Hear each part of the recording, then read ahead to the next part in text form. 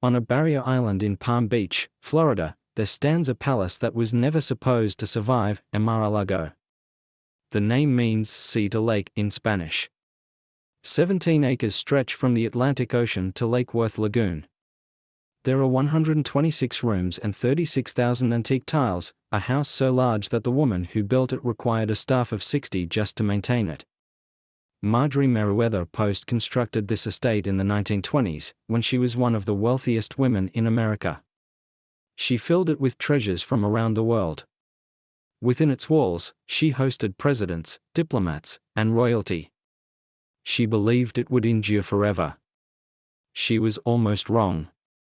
After her death, the property changed hands, changed purpose, and nearly vanished entirely.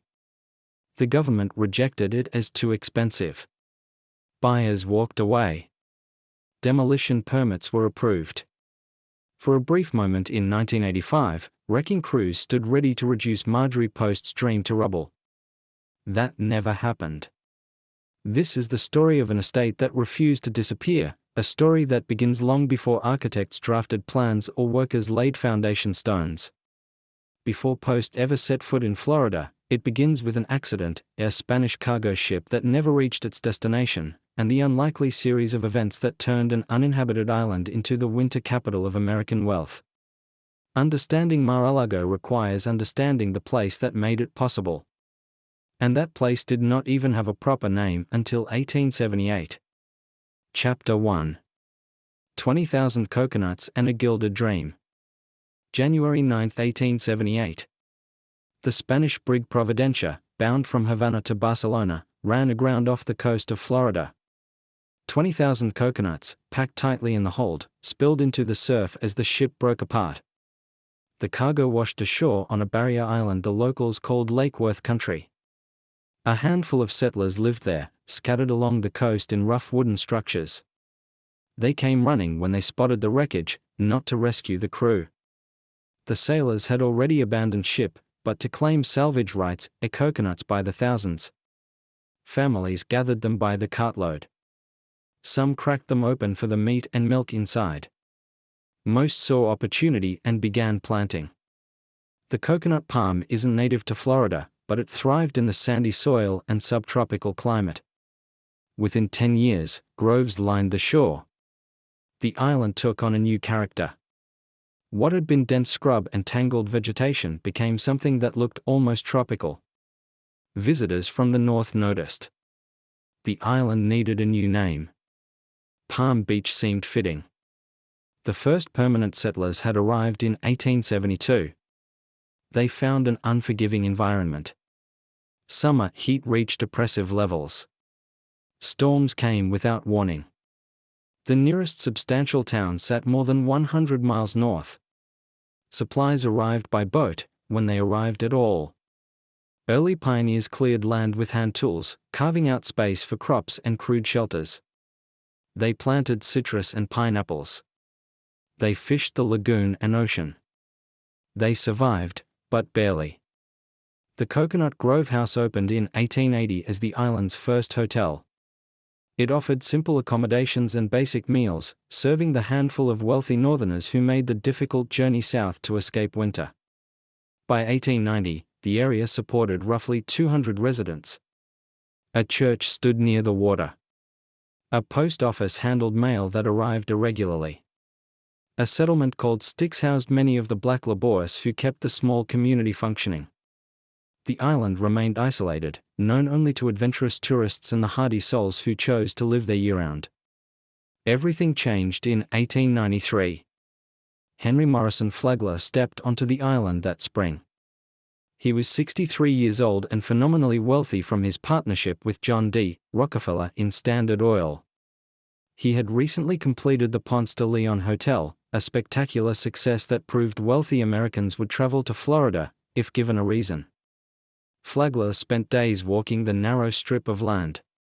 He studied the coral foundation beneath the sand. He noted the protected lagoon on one side, the open Atlantic on the other. The location offered everything a luxury resort needed. He saw what it could become, not what it was, and not a remote settlement with basic infrastructure, but what it might be with enough money and vision. He began buying property immediately. Construction on the Royal Poinciana Hotel started in May 1893. Flagler brought in hundreds of workers. Materials arrived by barge and boat. The hotel would span 1,100 rooms, making it the largest wooden structure on Earth. He positioned it on the lakefront, facing west toward the sunset. But the project created immediate problems. Workers needed housing. The hotel would require an enormous staff. Guests would demand services the small island couldn't support. Flagler looked across Lake Worth at the empty mainland and made a decision that would shape the region forever. He founded a new town. West Palm Beach was planned from the start as a support community. Workers would live there. Shops would operate there. Everything necessary to maintain the luxury resort across the water, but invisible to the guests enjoying their tropical escape. The Royal Poinciana opened on February 11, 1894. Flagler's Florida East Coast Railway reached West Palm Beach the following month. For the first time, wealthy Northerners could travel to the island in private railcars, stepping directly from train to hotel without ever encountering the rough Florida frontier. The guests came, and they kept coming. Flagler expanded aggressively. In 1896, he opened the Palm Beach Inn on the ocean side of the island, later renamed the Breakers Palm Beach. It gave guests direct Atlantic access. A massive pier extended into the ocean, allowing steamships from Nassau, Havana, and Key West to dock with passengers and cargo. The winter season emerged, 8 to 12 weeks every year when America's wealthiest families fled the northern cold for Florida warmth. They didn't just visit, they built homes.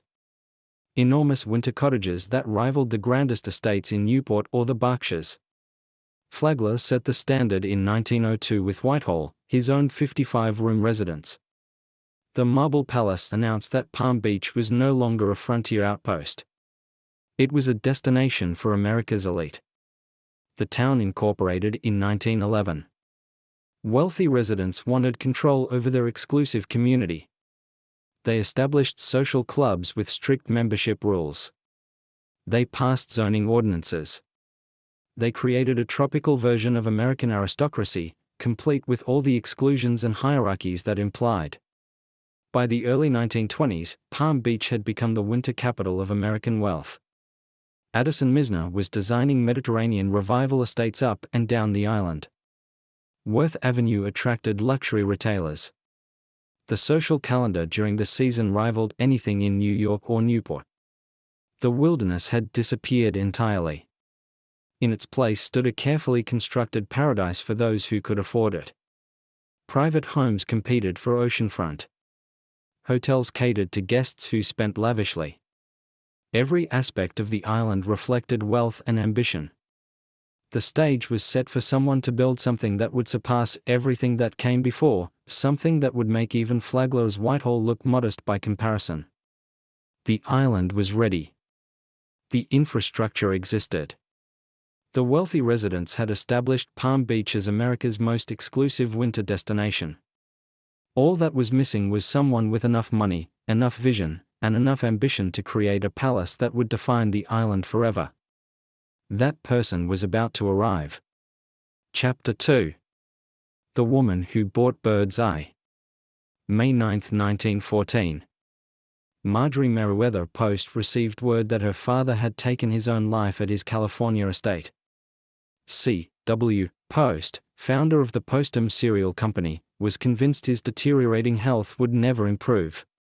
He was 59 years old. Marjorie was 27. She inherited everything, $20 million in cash and assets, equivalent to over $500 million today. More importantly, she gained control of a rapidly growing food empire that her father had built from a barn in Battle Creek, Michigan. C.W. Post had started with Postum, a coffee substitute made from roasted wheat and molasses. Aggressive marketing, with dubious health claims, somehow worked. Grape Nuts cereal followed, then Post Toasties. By the time of his death, the Postum Cereal Company was a household name. Marjorie wasn't unprepared. Her father had groomed her for business from childhood.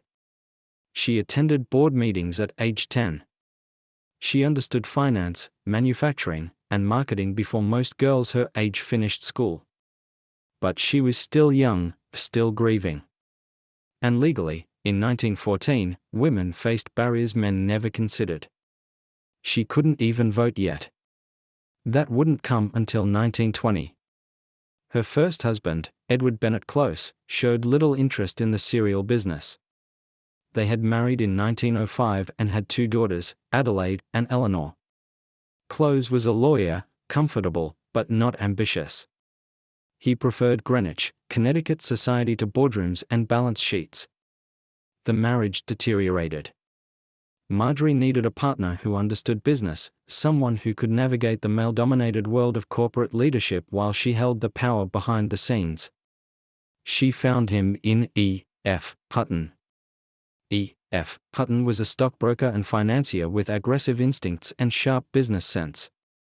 He saw opportunities where others saw risk. When Marjorie divorced Close in 1919 and married Hutton the following year, she gained a strategist. Together, they transformed Postum into a food empire. The company went public in 1922, with Marjorie retaining majority ownership. Hutton became chairman. They began acquiring other brands. Jell-O came first in 1925. Baker's Chocolate followed in 1927. Maxwell House joined the portfolio in 1928. Each acquisition expanded the company's reach into households across the country. The most important purchase came from an unexpected encounter at sea. Marjorie and Hutton were sailing their yacht off Massachusetts when the cook served a surprisingly delicious meal. The goose had been frozen solid 6 months earlier. Frozen food in 1929 usually meant poor quality. Ice crystals formed during slow freezing, destroying texture and flavor. But Clarence Birdseye had invented a flash freezing process that changed everything. Marjorie saw the potential immediately. Hutton was skeptical. Grocers would need to install expensive freezers. Consumers weren't accustomed to frozen products. The infrastructure didn't exist. Marjorie insisted. She remembered her mother spending endless hours canning food on their Battle Creek farm. Any technology that saved housewives that labor would succeed. They purchased Birdseye's General Seafood Corporation for $22 million in 1929. The Postum Cereal Company needed a new name to reflect its expanded scope. It became General Foods. Marjorie was now one of the most powerful businesswomen in the country. But power couldn't fill every need. She collected art and hosted charity events at her 54-room New York apartment. Her social calendar rivaled her business schedule. And every winter, she craved escape. Her first Florida property was modest by her standards, adequate for a few weeks of sun, but far too small for the elaborate entertaining she envisioned. The house couldn't accommodate the scale of parties she wanted to host. Palm Beach was the obvious choice for something larger. The infrastructure existed. The winter season was firmly established. The elite already gathered there every year. In 1923, Marjorie went looking for property. She reportedly crawled through dense underbrush with her realtor, searching for the right parcel. Palm Beach was small. Most desirable oceanfront land was already claimed. She required substantial acreage with the right geography. She found 17 acres stretching from the Atlantic Ocean all the way across the island to Lake Worth Lagoon. The parcel sat on solid coral, crucial for supporting a large structure in hurricane-prone Florida. Water views in both directions, a sheltered lagoon on one side, open ocean on the other. Now she needed architects, not just builders, but artists who could execute her vision. Marion Sims Wyeth had designed her first Palm Beach home, Hogarcito. He understood her tastes and worked in the Mediterranean revival style she loved. But for this project, she wanted more than traditional architecture. She wanted rooms that felt like stage sets. For that, she needed Joseph Urban. Urban was a theatrical designer who had created sets for the Metropolitan Opera and worked with Florenz Ziegfeld. He understood drama and spectacle. He knew how to make spaces feel grand without sacrificing livability. He could translate Marjorie's vision into reality. Wyeth would handle the structure and floor plan. Urban would transform the interiors into works of art. Together, they would create a palace that combined Spanish, Venetian, and Portuguese influences into a residence unlike anything Palm Beach had ever witnessed. The businesswoman who had turned a cereal company into General Foods was about to create the most expensive private residence in the country's history. Construction would begin within months. Chapter 3. 600 workers and 3 boatloads of stone. Marjorie Merriweather Post stood on 17 acres of Florida scrubland in the spring of 1923 and described her vision to the 2 men she had hired. The architect and the designer listened carefully. This would be unlike anything either had attempted before. Marion Sims Wyeth began drafting plans immediately. The layout would be crescent-shaped, wrapping around a central courtyard. 2 stories would form the main block, with lower wings extending outward to house service areas and guest quarters. A tower rising over 70 feet would dominate the center, offering panoramic views across the island. Joseph Urban focused on materials and aesthetics. He envisioned exteriors with stucco walls and red tile roofs. Arches and loggias would provide covered outdoor spaces. The design would feel Mediterranean, but American in its ambition. The collaboration worked because each man understood his role. Wyeth handled structural integrity, the floor plan, the way wings connected to the central block, and how the building would withstand hurricanes. Urban transformed those bones into spectacle, selecting materials and designing decorative elements that would make guests stop and stare. Construction began in the fall of 1923. The site transformed almost overnight into a massive operation. Post had authorized whatever workforce was necessary, and hundreds of men arrived looking for work. The foundation required careful planning. Palm Beach sat on coral reef, which provided solid support but resisted excavation. Crews used dynamite to break through the hardest sections, then hauled away debris before pouring concrete. The entire first floor would anchor to this coral base. Post had been explicit about one thing, as she wanted the finest materials available, regardless of origin or expense. Urban took her at her word. 3 boatloads of Dorian stone left Genoa, Italy, bound for Palm Beach. The fossil-bearing limestone appealed to Post for a specific reason: it aged rapidly, developing a weathered patina that made new construction appear established. When the massive blocks arrived, stonemasons began carving on site, shaping arches and decorative elements according to Urban's increasingly elaborate designs. The interior would be even more dramatic. Post had located a collection of antique tiles, reportedly 36,000 of them, some dating back centuries. They had belonged to the Havmaya family, sugar refining magnates who had assembled the collection over decades. Post purchased everything and arranged delivery to Palm Beach. Each tile was unique. Some featured geometric patterns. Others depicted scenes or floral designs. Installing them required craftsmen who could arrange centuries-old ceramics into coherent floors while accommodating irregular shapes and sizes. Other materials came from equally distant sources. Black and white marble flooring blocks came from a Cuban castle. Venetian silk would line certain walls. Carved wooden beams, in the Spanish style, would support ceilings throughout. At its peak, the project employed hundreds.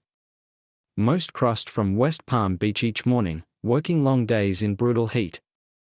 Post made sure meals were provided on site.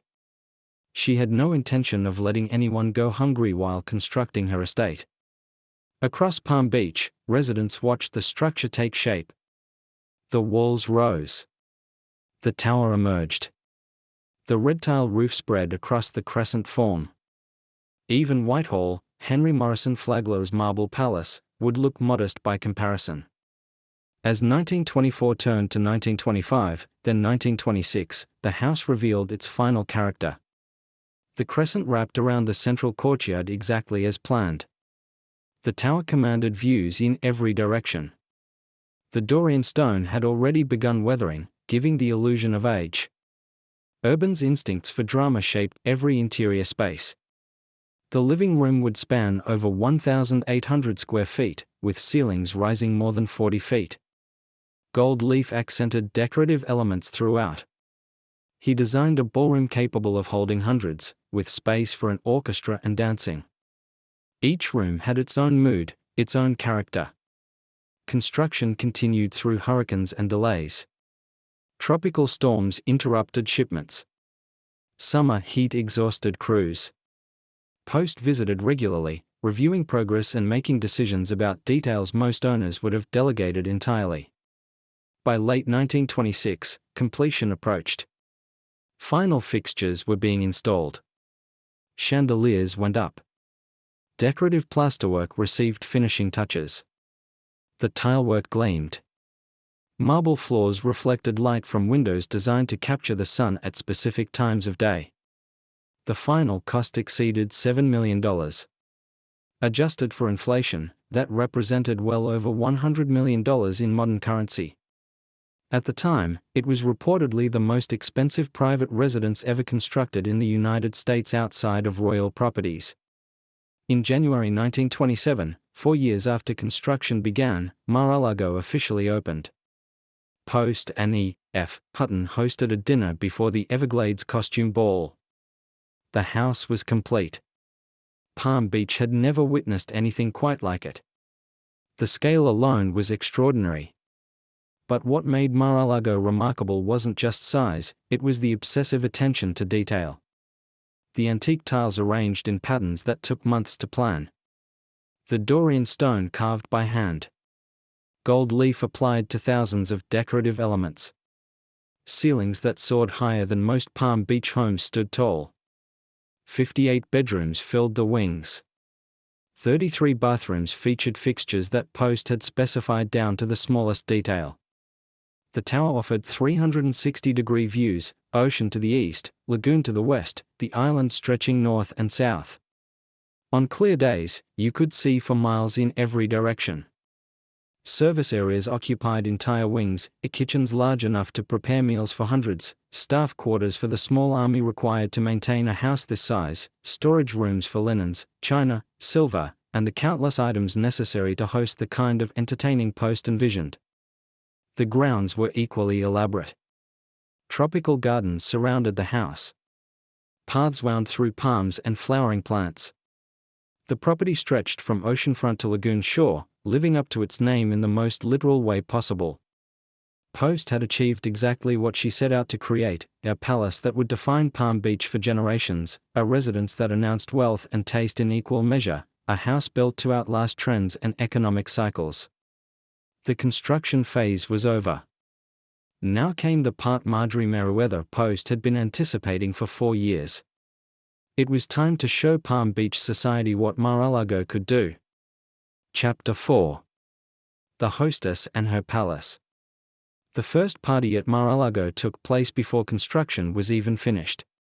In March 1927, weeks before the official opening, Marjorie Merriweather Post hosted a dinner for close friends before the annual Everglades costume ball.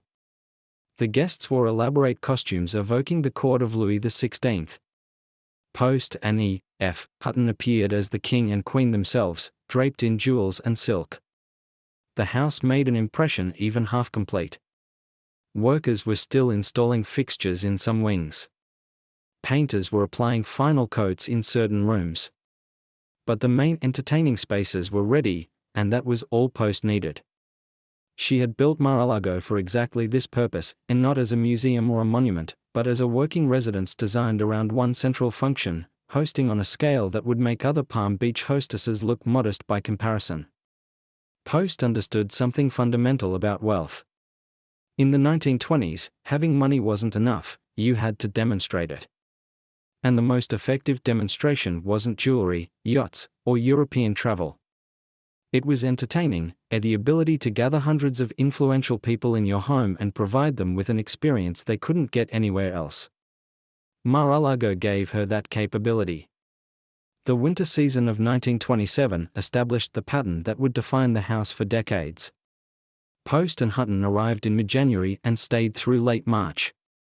During those weeks, Mar-a-Lago became the center of Palm Beach social life. Dinner parties happened multiple times each week. Post would invite 30, sometimes 50, guests. The dining room could accommodate large groups without feeling crowded. Meals featured multiple courses prepared by a kitchen staff she had recruited from top New York restaurants. The guest list reflected Post's position at the intersection of business, politics, and society, corporate executives, politicians, European aristocrats visiting Florida for the season, and artists and musicians she patronized. The combination created evenings where a senator might find himself seated next to a duchess, with a Broadway composer across the table. Post believed in mixing people who wouldn't normally meet. She thought the most interesting conversations happened when different worlds shared the same room. Mar-a-Lago became known for that quality. You never knew who you might encounter at one of her dinners. Beyond intimate gatherings, Post hosted larger events tied to causes she supported, charity galas, fundraisers for the International Red Cross, and concerts featuring musicians she admired. These events could draw hundreds. The ballroom accommodated them easily. In 1929, she hired the Ringling Brothers and Barnum and Bailey Circus to perform on the grounds as a charity fundraiser. She invited underprivileged children from West Palm Beach to attend alongside wealthy donors. The juxtaposition was deliberate. Post believed wealth carried responsibility to the broader community. The house functioned exactly as intended. The crescent shape allowed different kinds of entertaining to happen simultaneously. She could host a formal dinner in one wing while musicians rehearsed in another. Guest bedrooms meant visitors could stay for days rather than hours. Post ran Mar-a-Lago with the same precision she applied to General Foods. She kept detailed records of who attended which events, what was served, and even who sat next to whom. She studied what worked and what didn't, constantly refining her approach to entertaining. The staff required to maintain this lifestyle was substantial: cooks, housekeepers, groundskeepers, and event servers. Many lived on the property in service wings. Others commuted daily from West Palm Beach. During peak season, dozens of people kept Mar-a-Lago running. Post treated her employees well by the standards of the time. She paid competitive wages and ensured they were well fed, the same quality food served to guests, simply in different dining areas. She believed happy staff provided better service, and service mattered enormously to her. The house also served as a showcase for Post's collecting habits. She filled rooms with art and antiques acquired during her travels in Europe, including Russian imperial treasures purchased during her time in Moscow, when Hutton briefly held diplomatic roles. French 18th century furniture, Venetian glass, the collection grew constantly. But Post never treated Mar-a-Lago as a museum. The art was meant to be lived with, not merely displayed. Guests sat on valuable furniture. They dined on rare china. She believed beautiful things should be used, not hidden behind velvet ropes. Her marriage to Hutton, however, was deteriorating. Business partnerships do not always translate into personal compatibility. By the early 1930s, tensions were obvious to close friends. The couple divorced in 1935. That same year, Post married Joseph E. Davies, a Washington lawyer with strong political connections. When he was appointed ambassador to the Soviet Union in 1936, Post accompanied him to Moscow. Mar-a-Lago sat closed for 5 seasons while they were abroad. The house remained shuttered through the late 1930s and early 1940s. Post made occasional visits but did not resume full-time residence. The property required too many resources to maintain while her life was centered elsewhere. In 1944, Post made Mar-a-Lago available for a different purpose. She offered the grounds to World War II veterans in need of occupational therapy. Wounded servicemen spent time in the gardens, participating in programs designed to help them recover from the trauma of combat. The gesture reflected Post's belief that wealth carried obligations. She had built something extraordinary during the boom years of the 1920s. During wartime, it could serve a greater purpose. Post returned to Mar-a-Lago full-time in 1948. She resumed hosting, though on a slightly smaller scale than before the war. She was older now, and the social landscape had changed. But Mar-a-Lago remained a centerpiece of Palm Beach's winter season. In 1957, she began hosting the International Red Cross Ball annually. The event became a Palm Beach institution, a white tie, tails, and tiaras required. It continues to this day as one of the most prestigious charity events in Florida. In 1961, Post built a pavilion specifically for square dancing. The 30 by 50-foot dance floor hosted evenings where Palm Beach society attempted steps that felt refreshingly democratic compared to formal ballroom dancing. Post delighted in the informality.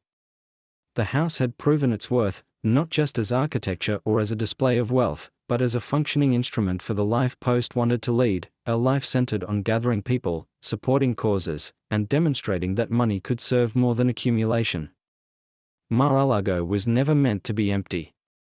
It was meant to be full of guests, of music, of conversation, of life. And for nearly 50 years, Marjorie Merriweather Post made sure it was exactly that. Chapter 5. The Ambassador's Wife. Mar-a-Lago anchored Marjorie Merriweather Post's winters for decades, but her life extended far beyond Palm Beach, and one chapter took her somewhere she never expected to go. In December 1935, she married again. Her new husband was Joseph E. Davies, a prominent Washington lawyer with connections reaching into the highest levels of government. He had known Franklin D. Roosevelt since the Wilson administration. When the president needed someone for a sensitive diplomatic assignment, Davies was a natural choice. In August 1936, Roosevelt telephoned Davies at the Adirondacks and asked if he would consider becoming an ambassador. Davies replied that he would prefer either Russia or Germany, the most dynamic places in Europe. The German post was filled. The Soviet Union was available. Davies took the oath of office in November. 2 months later, he sailed for Europe with Marjorie and his daughter Eleanor. They arrived in Moscow in early 1937. The American ambassador's residence, Spaso House, would be their home for the next 18 months. Post found herself in a world unlike anything Palm Beach or New York had prepared her for. Soviet Union under Joseph Stalin was a nation of contradictions. The government promoted itself as a workers' paradise while millions lived in poverty. Show trials condemned former revolutionaries as traitors.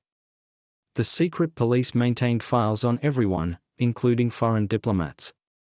At Spaso House, the Davies family discovered that their domestic staff reported to Soviet intelligence. Hidden microphones captured private conversations. Yet for an ambassador's wife, the mission remained unchanged. Diplomacy required entertaining, and entertaining required Marjorie Post. She transformed Spaso House into a stage for American hospitality. Formal dinners brought together Soviet officials and American diplomats who rarely spoke otherwise. Post oversaw every detail, table arrangements, flowers, menus. She paired French and Russian porcelain with pink and yellow orchids. Meals featured American products, a subtle advertisement for the capitalist system her guests officially rejected. The work mattered. The United States had only recognized the Soviet government in 1933. Relations remained fragile. Every successful dinner, every cordial exchange helped build a foundation for cooperation that would prove essential as war approached in Europe. Post also discovered something unexpected, a Russian art. The Soviet government desperately needed foreign currency to fund industrialization.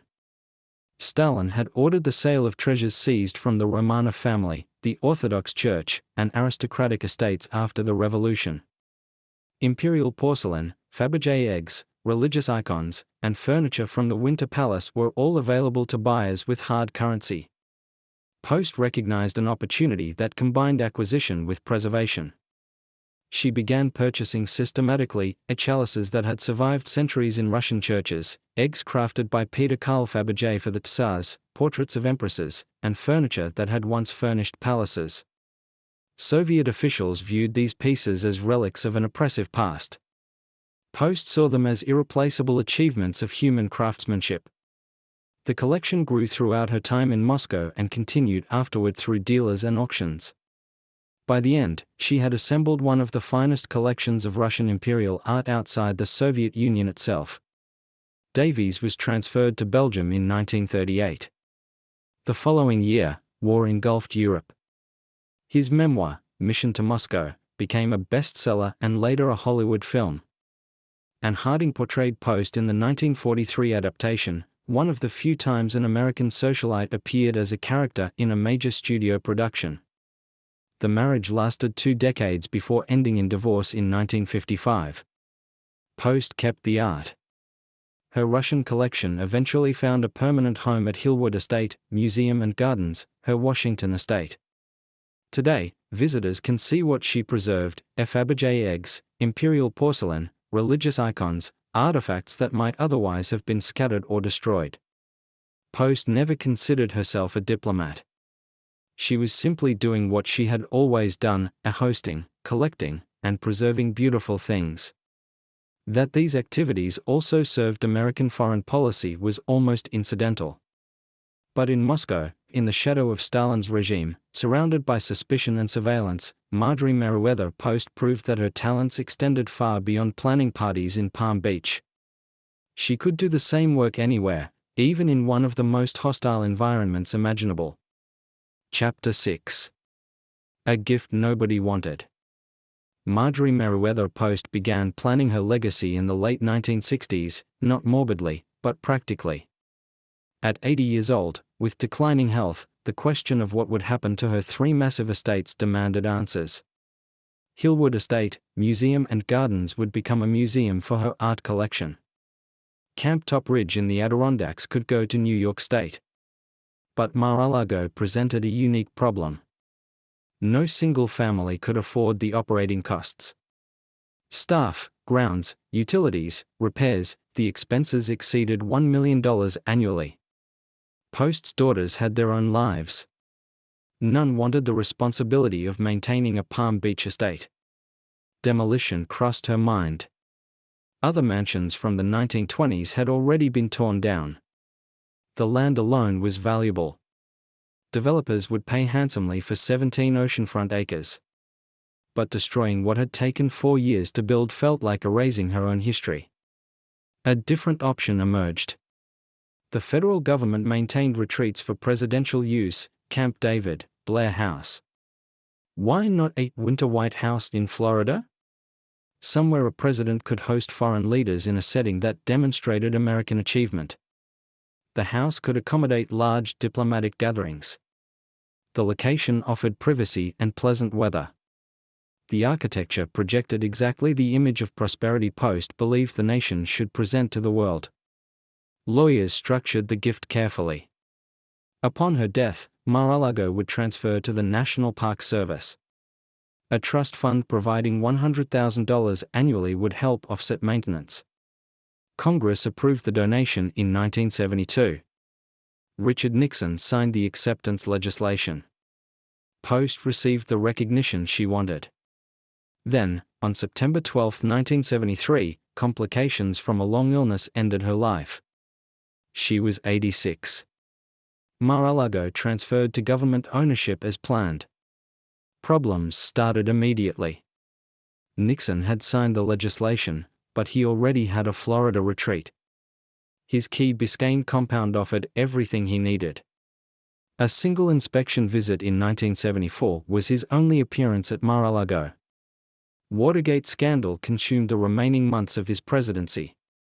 Gerald Ford preferred Colorado ski slopes to Florida beaches. The house sat empty. Jimmy Carter's administration evaluated the property more seriously. Staff toured the house and reviewed requirements. The assessment was discouraging. The trust fund covered barely 10% of actual operating expenses. Taxpayers would shoulder the remaining burden indefinitely. Security presented additional complications. A public road ran nearby. Palm Beach International Airport generated constant aircraft noise. Protecting a president here would require infrastructure that didn't exist. Carter's team recommended returning the property. Congress debated through 1979 and 1980. In December of that year, legislation transferred Mar-a-Lago back to the Post Foundation. The government's ownership had lasted 7 years. No president had ever slept there. The foundation faced the same economics that had driven the original donation. Operating costs had not decreased. The trust fund could not cover them. The daughters, including Dina Merrill, had no desire to take over operations. Mar-a-Lago went on the market for $20 million. Buyers did not materialize. The house was too large for practical family use. The operating expenses scared away anyone who looked closely. The real estate market had softened. Several potential deals fell apart before closing. Without adequate staff, the property began to show neglect. Paint peeled from exterior walls. Gardens grew wild. Landscaping that had been meticulously maintained for decades became overgrown. The house that once hosted royalty sat mostly empty, visited only by caretakers and the occasional prospective buyer, who inevitably walked away. By 1985, the foundation made a decision. Mar-a-Lago would be demolished. The land would be subdivided into smaller lots for development. Everything Post had created, the imported stone, the antique ceramics, the gold leaf ceilings, would vanish. Palm Beach would lose another Gilded Age mansion to modern economics. Permits were filed. The decision was final. Wrecking crews would arrive within months. And then, a New York real estate developer made a phone call. Chapter 7. Trump's Bargain. Donald Trump first noticed Mar-a-Lago while vacationing in Florida in 1982. The sprawling estate caught his attention immediately, 17 acres stretching from the Atlantic Ocean to Lake Worth Lagoon, with a mansion that looked transported from the Mediterranean. The Post Foundation had listed the property at $20 million. Nothing else on the Florida coast compared to this combination of land, location, and architecture. He was 39 years old. Trump Tower was under construction in Manhattan, establishing his reputation for ambitious projects. New York real estate was his territory. Florida represented unfamiliar ground, but ground worth exploring. His first offer was $15 million. The foundation rejected it without serious consideration.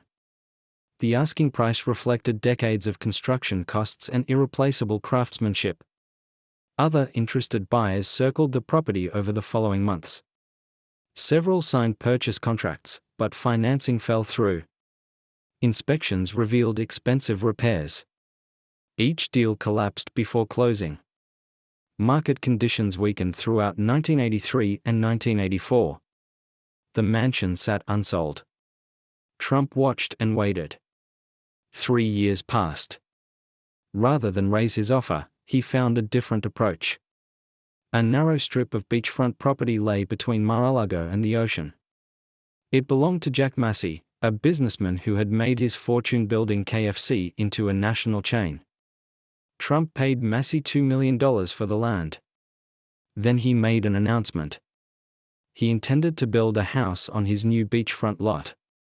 The structure would rise directly in Mar-a-Lago's sightline, blocking the views of water and horizon from the main terrace.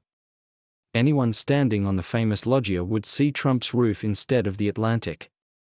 The mansion's most celebrated feature, its unobstructed oceanfront panorama, would be permanently compromised.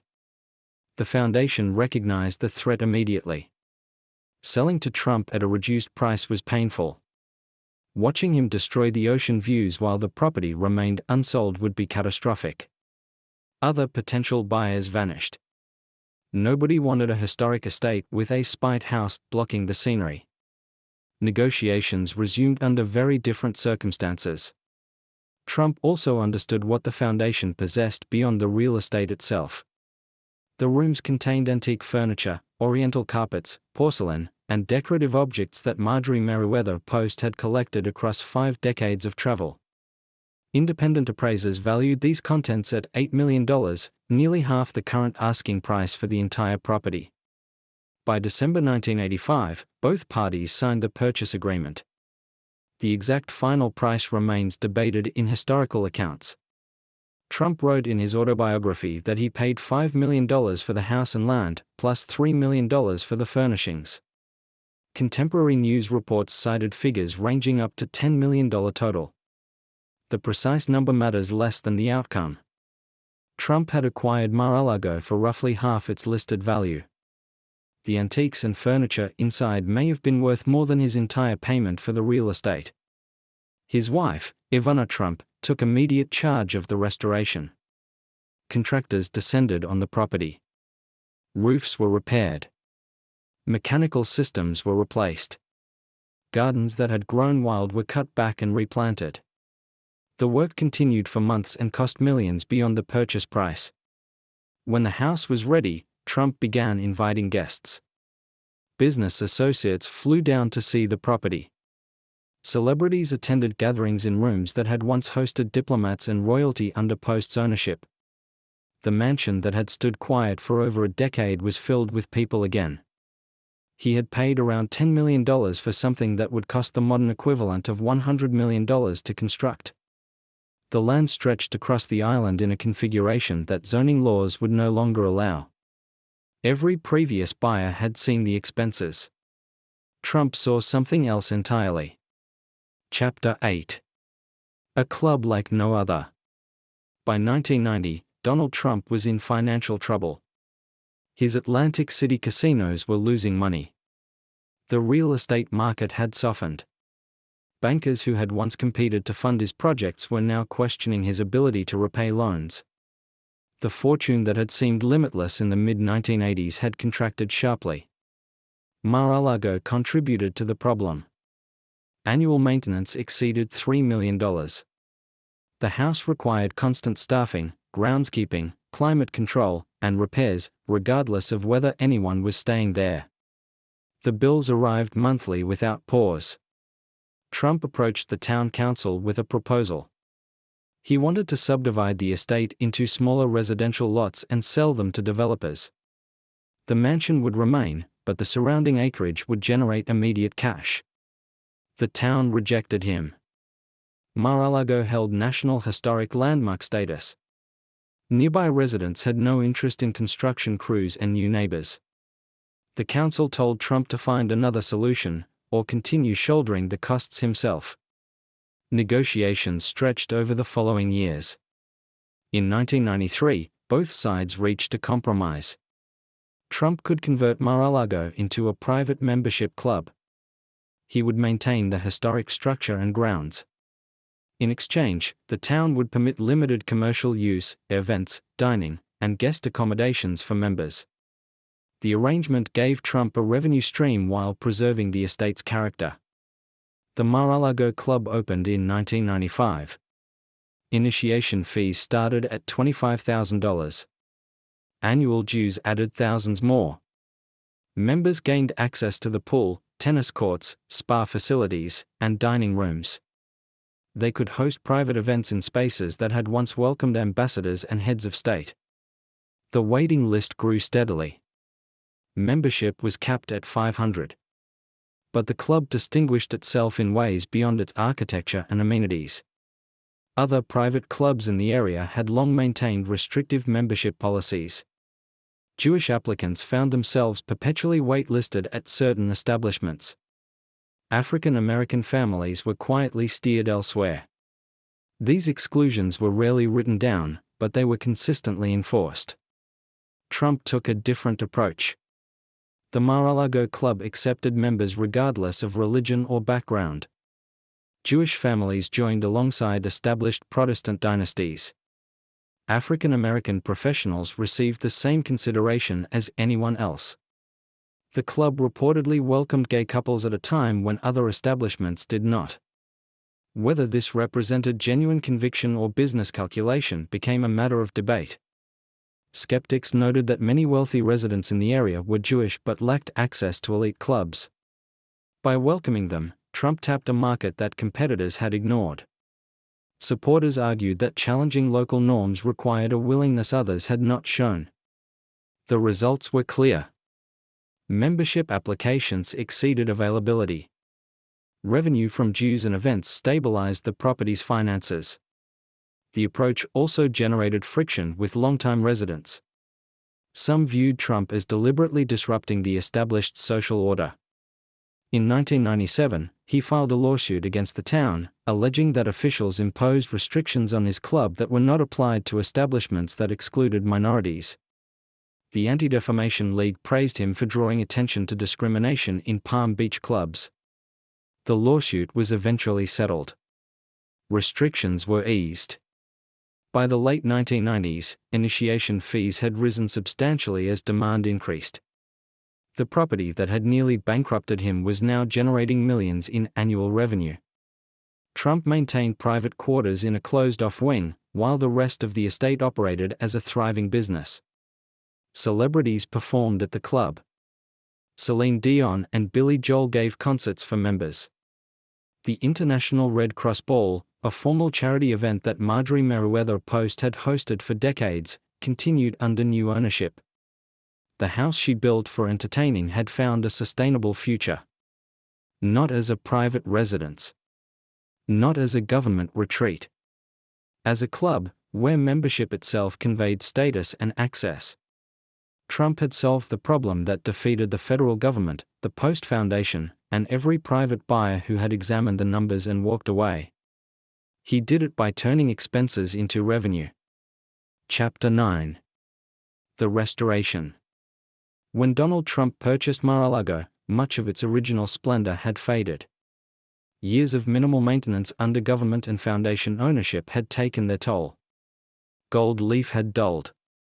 Murals had lost their vibrancy. The craftsmanship that Marjorie Merriweather Post commissioned in the 1920s required expert attention to survive. Working with his wife, Ivana Trump, who oversaw the project, Trump hired specialists who understood the building's history. Richard Haynes became the estate's artist-in-residence. His father had served as Post's chief gilder during the original construction, applying the delicate gold leaf that covered ceilings and decorative elements throughout the house. The younger Haynes had learned the craft by watching his father work. Now, he would restore what his father had created. Using sheets of 23-karat gold, thinner than tissue paper, Haynes reapplied gilding to surfaces throughout the mansion. He rebuilt 40 ram's heads that jutted from the roofline, decorative sculptures that had weathered decades of Florida sun and salt air. Faded murals were restored to their original vivid colors. The work required patience and specialized knowledge that few craftsmen possessed. Interior decorator Buffy Donlan coordinated the broader renovation. The goal was preservation rather than transformation. Post's original vision would be honored, even as the property was updated for modern use. The restoration earned recognition. In 1998, the Florida Trust for Historic Preservation presented an award for the rehabilitation and conversion of Mar-a-Lago. The project demonstrated that the estate could be adapted for club use while maintaining its architectural integrity. But Trump wanted more than preservation. When the club opened in 1995, large events required a temporary tent erected on the grounds. Air conditioning units sat on trailers. Portable bathrooms were brought in for guests. The arrangement worked, but lacked the grandeur members expected. The white and gold ballroom that Post had built measured 11,000 square feet. It could not accommodate the demand for Palm Beach's largest charity galas and society gatherings. Trump proposed a new ballroom. The project faced scrutiny because of Mar-a-Lago's status as a National Historic Landmark. Every detail required approval from preservation authorities and the town council.